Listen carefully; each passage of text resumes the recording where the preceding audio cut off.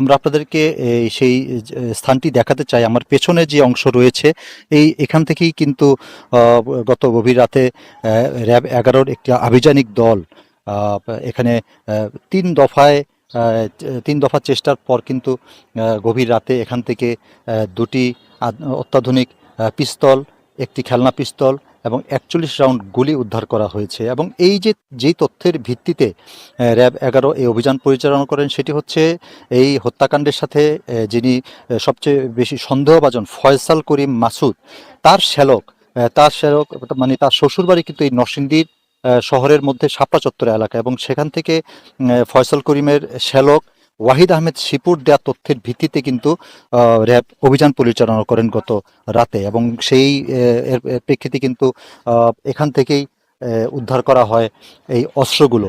আমরা আপনাদেরকে আরেকটু দেখাতে চাই, এই তরোয়া এলাকাটি কিন্তু একেবারেই ঘিঞ্জি একটি এলাকা, এবং এখানে কিন্তু প্রচুর মানুষজনের বসবাস রয়েছে। এবং আপনারা দেখতে পারেন যে মোল্লাবাড়ির অপোজিট থেকে এই অস্ত্রগুলো উদ্ধার করা হয় সেটি আপনাদেরকে দেখাচ্ছি। এই সেই মোল্লাবাড়ি, এই মোল্লাবাড়ির ঠিক অপোজিটেই তার থেকে ২০ গজ দূরেই কিন্তু সেই বিলটি রয়েছে, বিলের অবস্থান। এবং এই বিলটি থেকেই কিন্তু একে একটি প্লাস্টিকের আহ, একটি ইয়াতে ব্যাগে এই এই অস্ত্রগুলো উদ্ধার করা হয়। এবং আপনারা ইতিমধ্যেই জেনে থাকবেন যে উসমান হাদির অবস্থা কিন্তু এখন আশঙ্কাজনক। তিনি সিঙ্গাপুরের একটি হাসপাতালে চিকিৎসাধীন রয়েছেন। এবং র্যাব আমাদেরকে জানিয়েছেন যে এর পিছনে যারা রয়েছেন তাদেরকেও তারা কিন্তু আইনের আওতায় আনার জন্য আরও চেষ্টা চালাচ্ছেন, এবং আরও কোনো অস্ত্র ব্যবহার হয়েছে কিনা বা আরও কোনো কিছু বাকি রয়েছে কিনা সেগুলো কিন্তু তারা আমাদেরকে জানাবেন। আমরা আরেকটু আপনাদেরকে দেখাতে চাই যে পথটি দিয়ে র্যাবের অনুসন্ধানী দল সেটি অস্ত্রগুলো উদ্ধার করেছে, সেখানে আপনাদেরকে নিয়ে যেতে চাই আমি। এই দিক দিয়ে গিয়ে যে বিলে কিন্তু প্রচুর পানি রয়েছে, এবং এই একটি মানে স্থানীয় মানুষজন যারা রয়েছেন তারা কিন্তু এখানে ঘাটলা তৈরি করেছেন। এই ঘাটলা থেকে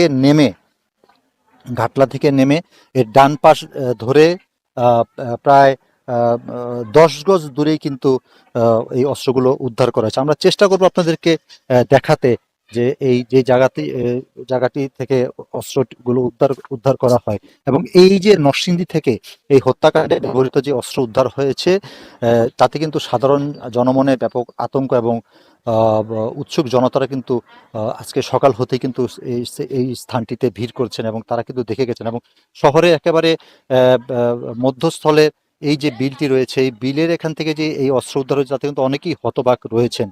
এবং তারা সবাই বলছেন যে এই ধরনের শুধু হত্যাকাণ্ড নয়, নরসিংদীতে জেলাতে কিন্তু ব্যাপক পরিমাণে অবৈধ অস্ত্রের ঝনঝনানি রয়েছে, এবং বিশেষ করে অবৈধ অস্ত্রের ব্যবহার কিন্তু নরসিংদীতে বৃদ্ধি পেয়েছে। এবং এই যে একটি ঘটনা, চাঞ্চল্যকর ঘটনা, তার সাথে যে জড়িত, অর্থাৎ যে মানুষটি জড়িত রয়েছেন বলে সন্দেহ করা যে তার আত্মীয় স্বজনের মাধ্যমে কিন্তু এইখানে কিন্তু সেই অস্ত্রগুলো উদ্ধার হয়, যেটি কিন্তু একেবারেই চাঞ্চল্যকর বিষয়। তো এই ছিল আমার কাছে এই অস্ত্র উদ্ধার সম্পর্কিত সবশেষ পরিস্থিতি।